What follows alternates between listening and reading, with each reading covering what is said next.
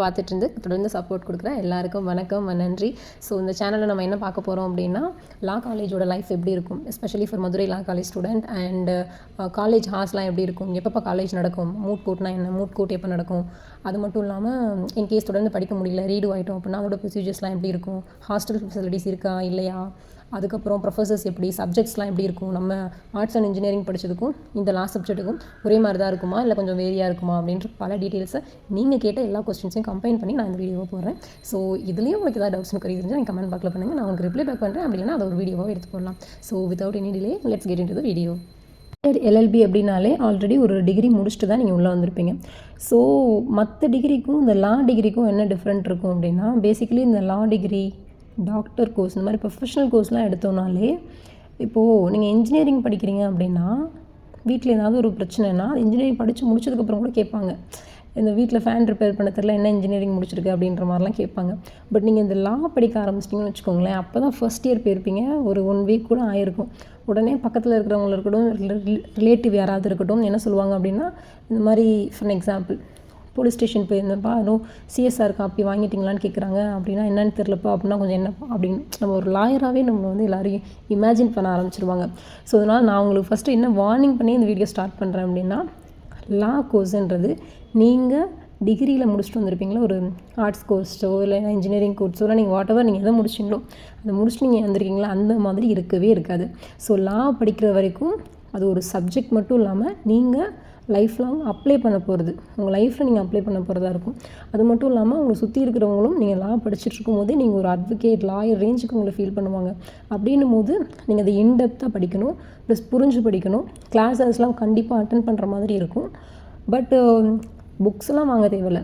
Last time நாளைக்கு எக்ஸாம்னால் இன்றைக்கி படித்து பாஸ் ஆனவங்களும் இருக்காங்க.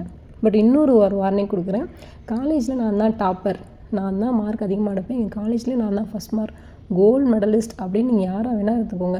இந்த லா சப்ஜெக்ட் ஒன்ஸ் வந்துட்டிங்க அப்படின்னா, மார்க் மை வேர்ட், அந்த செமஸ்டர் முடிஞ்சதுக்கப்புறம், நான் செமஸ்டர் ஒரு ரிசல்ட் வந்ததுக்கப்புறம் நான் பாஸ் ஆனால் போதும் அப்படின்ற ரேஞ்சுக்கு வந்துடுவீங்க. பிகாஸ் அவங்க எப்படி திருத்துவாங்க பேப்பர்ஸை, என்ன எதிர்பார்க்குறாங்க அப்படின்றது ஒரு விடுகதையாகவே தான் இருக்கும் லாஸ்ட் வரைக்கும். அதை நீங்கள் புரியும் போது நீங்கள் வந்து எல்லா செமஸ்டரும் முடிச்சுட்டு வெளியே வந்திருப்பீங்க. ஸோ அந்த மாதிரி தான் இருக்கும், கண்ணை கட்டு காட்டில் விட்ட மாதிரி தான் இருக்கும். பட் ஓகே, ரொம்ப ரொம்ப ரொம்ப பயமுறுத்துறவங்கள ரொம்ப ரொம்ப ஈஸியாக தான் இருக்கும். என்னென்னா ரொம்ப ப்ராக்டிக்கலாக படிக்கிற மாதிரி இருக்கும்.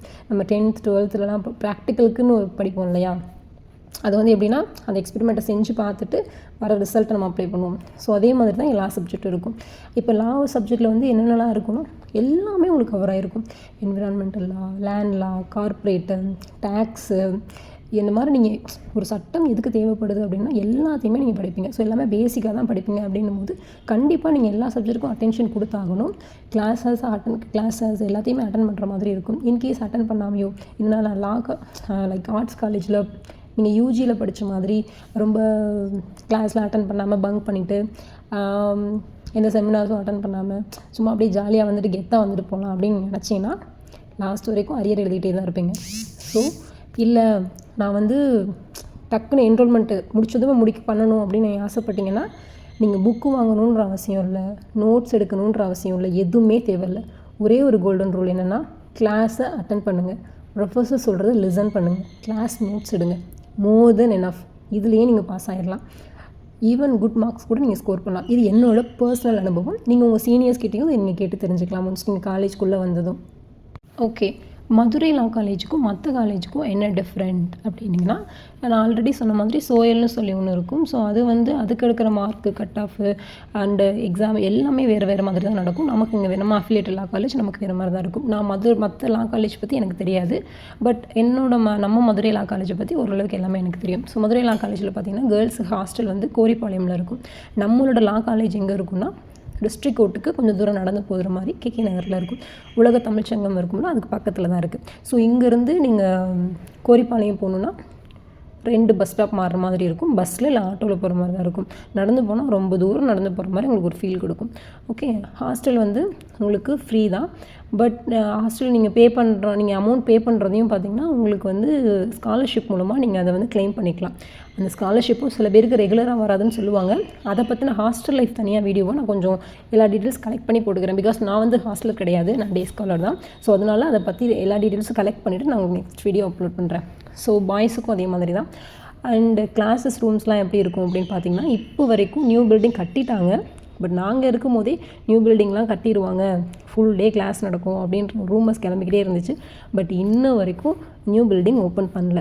ஸோ நியூ பில்டிங் ஓப்பன் பண்ணதுக்கப்புறம் மேபி ஃபுல் டே கிளாஸஸ் இருக்குமா, இல்லைனா கிளாஸஸ் ஹார்ஸ்லாம் எந்த மாதிரி இருக்கும், ஜூனியர்ஸ் சீனியர்ஸ் எல்லாருமே ஒரே நேரத்தில் கிளாஸ் நடக்குமா அப்படின்ற ஏகப்பட்ட கொஸ்டின்ஸ் எங்களுக்கே இருக்குது. ஸோ எதுவுமே இன்னும் முடிவாகலை அன்டில் அன்லெஸ் அந்த காலேஜ் ஓப்பன் பண்ணுற வரைக்கும். ஸோ இப்போ வரைக்கும் எப்படி இருக்குது அப்படின்னா, லெஃப்ட் சைடு ஒரு பில்டிங் இருக்கும், அந்த நூலக கட்டடம்னு சொல்லி ஒன்று இருக்கும். ஸோ LLM கிளாஸ்லாம் அந்த நூலக கட்டடம் இருக்கும் இல்லையா, அங்கே நடக்கும். ஸோ மற்ற கிளாஸஸ் எல்லாம் இங்கே நடக்கும். கீழே 9, 10, 11, 12, 13, 14 அப்படின்னு சொல்லி நான் 6 கிளாஸ் ரூம்ஸ் இருக்குது.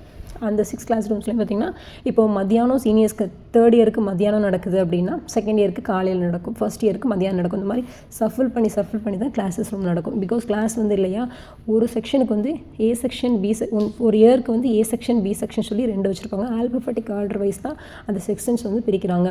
ஸோ இதில் வந்து தமிழ் மீடியம் இங்கிலீஷ் மீடியம் சொல்லி 2 இருக்குது. பட் கிளாஸில் உட்காந்துருக்கிறது நம்ம வந்து பார்த்தோன்னா நாங்கள் எல்லாருமே சேர்ந்து தான் உட்காந்துருப்போம். கிளாஸ் எப்படி டீச் பண்ணுவாங்க அப்படின்னா, தமிழ் இங்கிலீஷ் 2யுமே சொல்லி தான் நடத்துவாங்க. அவங்களுக்கும் ஸ்பெசிஃபிக்லாம் கிடையாது. பட் தமிழில் வந்து சில டேர்ம்ஸ் இருக்கும், இங்கிலீஷில் வந்து ஒன்று சொல்லி கொடுத்துருவோம், தமிழில் ஒரு டேர்ம்ஸ் இருக்கும்.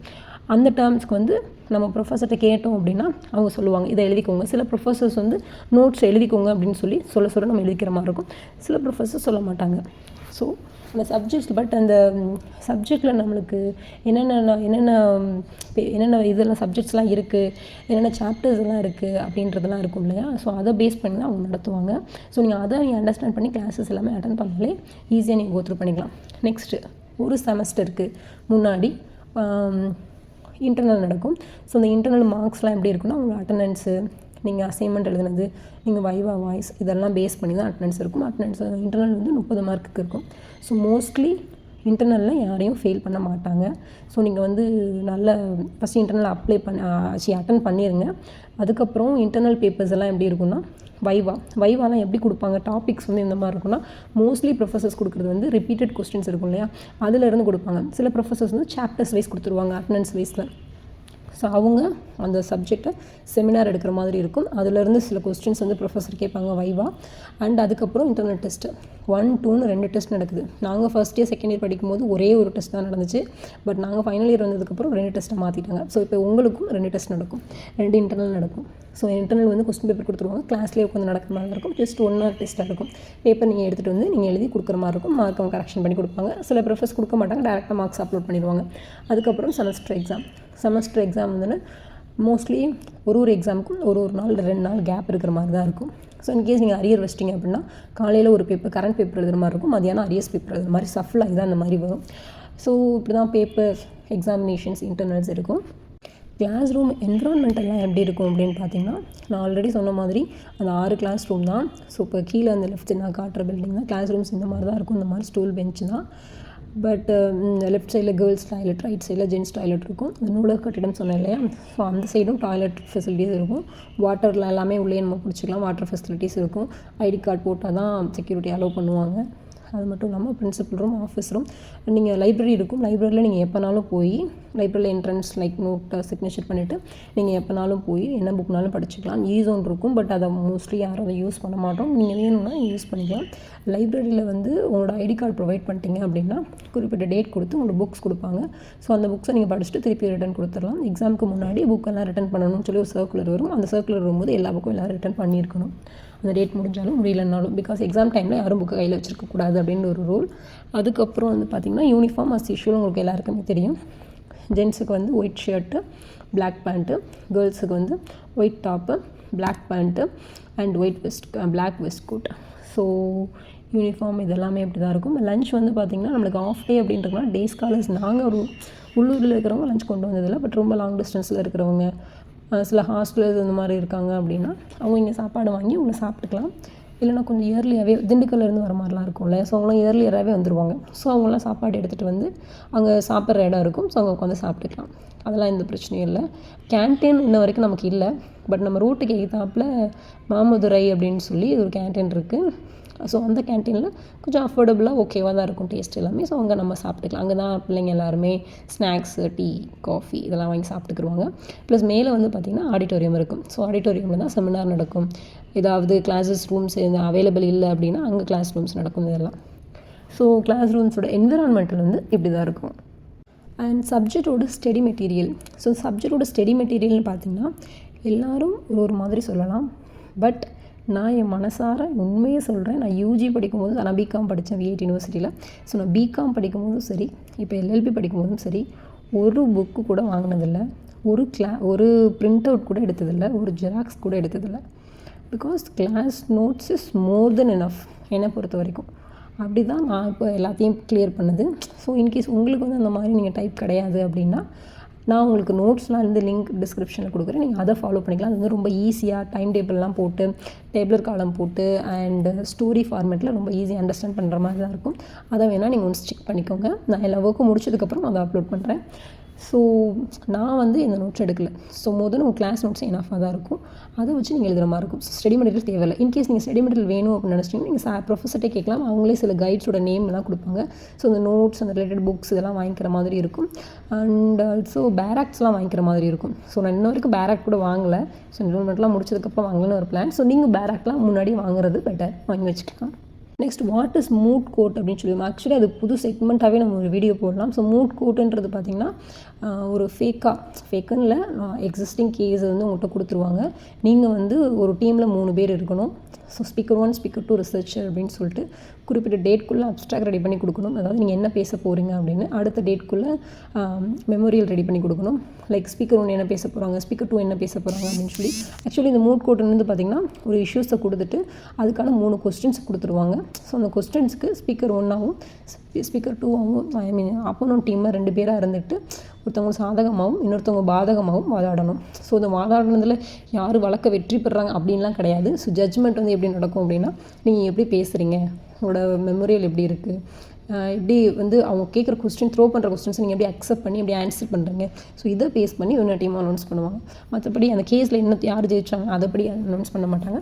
ஸோ மூட் கோர்ட் தான் அப்படி தான் இருக்கும். இதை பற்றின டீட்டெயில்ஸ் உங்களுக்கு வேணும்னா சொல்லுங்கள், நான் வந்து தனியாக வீடியோ எடுத்து போடலாம். நெக்ஸ்ட் காலேஜ் லைஃப்பில் வந்து பார்த்திங்கன்னா ஃப்ரெண்ட்ஸ், இன்டர்ன்ஷிப், காம்படிஷன், செமினார்ஸ் இதெல்லாம் எப்படி இருக்கும் அப்படின்னு சொல்லி பார்த்திங்க அப்படின்னா, அப்சல்யூட்லி செமினார்ஸ் அந்த மாதிரிலாம் வந்துச்சுன்னா உங்களுக்கு லீவ் விட்டுருவாங்க. செமினார்ஸ் அட்டன் பண்ணிங்க அப்படின்னா சர்டிஃபிகேட் ப்ரொவைட் பண்ணுவாங்க, டீ காஃபிலாம் ப்ரொவைட் பண்ணுவாங்க. அது கொஞ்சம் ஜாலியாக தான் இருக்கும். ஏதாவது ஒரு ஜஸ்டிஸ் வருவாங்க, இல்லைன்னா சீஃப் கெஸ்ட் யாராவது முக்கியமானவங்க வருவாங்க. ஸோ அதெல்லாம் நீங்கள் கவனிக்கிறது உங்களுக்கு பெனிஃபிட் ரொம்ப நல்லாயிருக்கும். இது இன்டர்ன்ஷிப் அந்த மாதிரினா நீங்கள் ஜூனியராக படிச்சுட்டு இருக்கும் போதே நீங்கள் தாராளமாக கோர்ட்டுக்கு ப்ராக்டிஸ்க்கு போகலாம். அது ஒன்றுமே தெரிலனாலும் நீங்கள் ப்ராக்டிஸ்க்கு போகலாம். அங்கே உங்களுக்கு கைட் பண்ணுவாங்க. சில அட்வொகேட்ஸ் பேமெண்ட் கொடுப்பாங்க, சில அட்வொகேட்ஸ் பேமெண்ட் தர மாட்டாங்க. பிகாஸ் நீங்கள் ப்ராக்டிஸ் தானே பண்ணுறீங்க அதனால். பட் அங்கேயே நீங்கள் நோட் பண்ணுவீங்க, நீங்கள் ப்ராக்டிஸ்க்கு போகிறதுக்கும் நீங்கள் கிளாஸில் படிக்கிறதுக்கும் சம்மந்தமே இருக்காது அப்படின்னு சொல்லி. பிகாஸ் நம்ம கிளாஸஸில் நம்ம என்ன படிக்கிறோம் அப்படின்னா, எல்லா சப்ஜெக்ட்ஸ்லேயும் என்னென்னலாம் இருக்குது. இப்போ ஒரு கம்பெனியில் எடுத்துக்கிட்டோம்னா அந்த கம்பெனிலால் எப்படிலாம் ப்ராப்ளம் வரும், கம்பெனி எப்படி ரிஜிஸ்டர் பண்ணுவாங்க, கம்பெனி நேமில் என்ன, ப்ரைவேட் லிமிட்டில் என்ன, அந்த மாதிரி சின்ன சின்ன விஷயங்கள்லாம் நீங்கள் பேசிக்காக தெரிஞ்சுக்கிறதா நீங்கள் இங்கே படிப்பீங்க. பட் நீங்கள் அங்கே ஒர்க் பண்ணுறது, கோர்ட்டில் ஒர்க் பண்ணுறது என்ன இருக்குன்னா, ரியல் கேஸே வரும். அந்த கேஸ் வந்து 2-3 ஸ்டேஜ் கடந்துருக்கும். ஸோ அதுக்கு அங்கே கொஞ்சம் வேறு மாதிரி இருக்கும், இங்கே வேறு மாதிரி இருக்கும். அது நீங்கள் போனால் உங்களுக்கு புரியும். அது வந்து உங்களுக்கு நிறைய காலேஜில் படிக்கிற நான் ஒரு 70% பேர் வந்து அதில் படிச்சுக்கிட்டே தான் அங்கே போவாங்க. ஸோ அவங்களால வந்து தாங்கிக்க முடியாத அளவுக்கு ப்ரெஷரோ டென்ஷனோ புரியாமல் அந்த மாதிரிலாம் இருக்கவே இருக்காது. இது ஒரு மாதிரி உங்களுக்கு ஜாலியாக தான் போகும். ஸோ நீங்கள் படிச்சுட்டு இருக்கும்போதே ப்ராக்டிஸ்க்கு தாராளமாக போகலாம். ஸோ அட் லாஸ்ட் நம்ம வீடியோக்கு வந்துட்டோம். ஸோ நான் முன்னாடியே சொன்ன மாதிரி ஏன் லா காலேஜ் ஸ்பெஷல் அப்படின்னா, நீங்கள் லா படிக்கும் போதே நீங்கள் ஒரு லாயராக, அட்வொகேட்டாக அவங்கள ஃபீல் பண்ணி எல்லாருமே அவங்களுக்கு இருக்கிற சந்தேகங்களை உங்கள்கிட்ட கேட்க ஆரம்பிச்சிருவாங்க. ஸோ நீங்கள் இதை வந்து விளையாட்டுத்தனமாக மற்ற கோர்ஸ் மாதிரி நினைக்காம கொஞ்சம் சீரியஸாக ரொம்ப ப்ரொஃபஷ்னலிசமாக எடுத்துக்கிட்டு மற்றவங்களுக்கு ஹெல்ப் பண்ணுற விதமாகவும் மற்றவங்களுக்கு கைட் பண்ணுற விதமாகவும் நீங்கள் கிளாஸஸ் எல்லாமே அட்டன் பண்ணி எல்லாத்தையும் தெரிஞ்சுக்கிட்டீங்க அப்படின்னா கண்டிப்பாக சீக்கிரமே சக்ஸஸ் பண்ணலாம் லைஃப்பில். ஸோ எல்லா யங் அட்வொகேட்ஸுக்கும், எல்லா ஃப்யூச்சர்ஸ் ஜூரிஸ் ஃப்யூச்சர்ஸ் ஜஸ்டிஸ் எல்லாருக்குமே என்னோடய வாழ்த்துக்கள். அண்ட் இந்த வீடியோவில் உங்களுக்கு ஏதாவது டவுட்ஸ் அண்ட் கொரீஸ் இருந்துச்சு, இல்லை நான் இன்னும் சில தகவல்களை இன்னும் ரொம்ப விளக்கமாக சொல்லணும் அப்படின்னா நீங்கள் தாராளமாக கமெண்ட் பாக்ஸில் கேட்கலாம். நான் உங்களுக்கு ரிப்ளை பேக் பண்ணுவேன், இல்லைன்னா இன்னொரு வீடியோவை எடுத்து போடுவேன். தேங்க்யூ ஃபார் வாட்சிங்.